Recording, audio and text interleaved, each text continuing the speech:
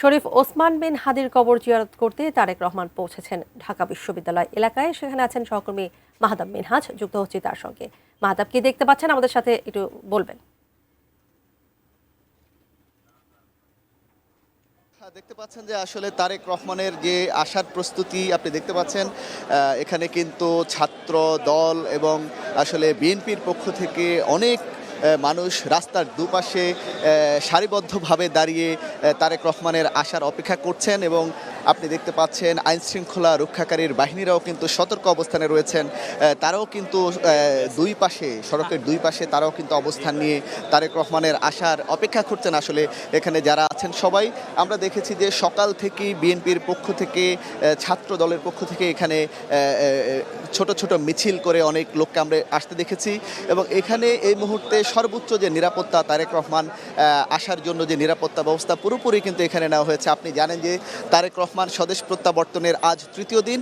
এই তৃতীয় দিনে কিন্তু তার যে কর্মসূচিটি ছিল সেটি হচ্ছে শহীদ শরীফ ওসমান বিন হাদির যে কবরটি রয়েছে শাহবাগ মোড় থেকে একটু পাশে, আপনি জানেন জাতীয় কবি কাজী নজরুল ইসলামের কবরের ঠিক পাশেই সেই কবরটি তিনি জিয়ারত করার জন্য আমরা যতটুকু তথ্য পেয়েছি তিনি ইতোমধ্যে রওনা হয়েছেন, পথে রয়েছেন। এখানে যারা রয়েছেন সবাই অপেক্ষা করছেন তাকে এক নজর দেখার জন্য। তার যারা কর্মী রয়েছেন এবং সাধারণ মানুষ, উৎসুক জনতা এখানে অবস্থান করেছেন। আমরা দেখতে পাচ্ছি আইন শৃঙ্খলা রক্ষাকারী বাহিনী কিন্তু সবাইকে সড়কের মাঝখান থেকে সরিয়ে দিয়ে সবাইকে কিন্তু এখানে দুই পাশে সারিবদ্ধভাবে থাকার জন্য অনুরোধ করছেন।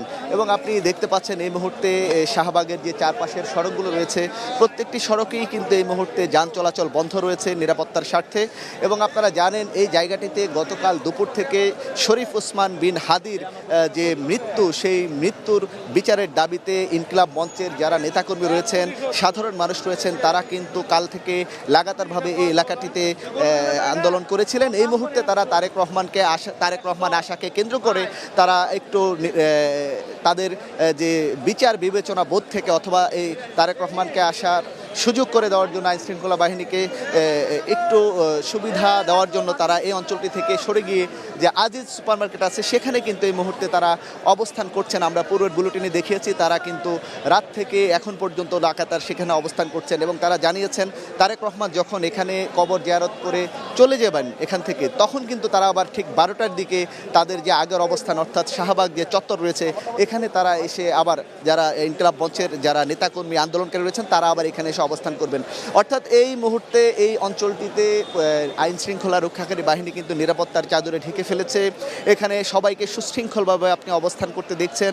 এবং তারেক রহমান ইতোমধ্যে এই অঞ্চলটি 11টার মধ্যেই আসার কথা ছিল, যদিও তিনি আপনি জানেন যে আসলে তিনি যখন আসেন আসলে তার গাড়ি বহরের চারপাশে সামনে পিছনে কিন্তু অনেক মানুষ কিন্তু থাকেন।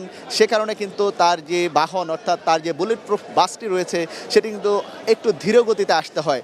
তো আমরা এখানে যারা গণমাধ্যম কর্মী রয়েছি, সাধারণ মানুষ, আইন শৃঙ্খলা রক্ষাকারী বাহিনী সবাই কিন্তু অপেক্ষা করছেন তারেক রহমান কখন এখানে আসবেন।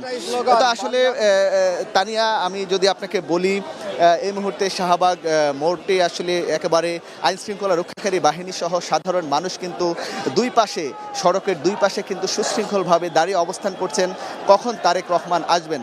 অর্থাৎ শরীফ ওসমান বিন হাদির যে মৃত্যুর পরে তারেক রহমান স্বদেশে এসে যে বক্তব্যটি দিয়েছেন আসলে তিনি সে বক্তব্যে তারেক রহমানের কথাটিও বলেছিলেন। তার যে 17 মিনিটের যে সংক্ষিপ্ত বক্তব্য ছিল এবং তিনি কিন্তু আগ থেকেই বলেছিলেন যে শরীফ ওসমান হাদির কবরটি তিনি জিয়ারত করবেন আজকে। সেই পূর্বের যে ঘোষিত যে কর্মসূচি, সেই ঘোষিত কর্মসূচি অনুযায়ী তারেক রহমান কিন্তু কিছুক্ষণের মধ্যে এখানে আসবেন বলে আমরা জানতে পেরেছি।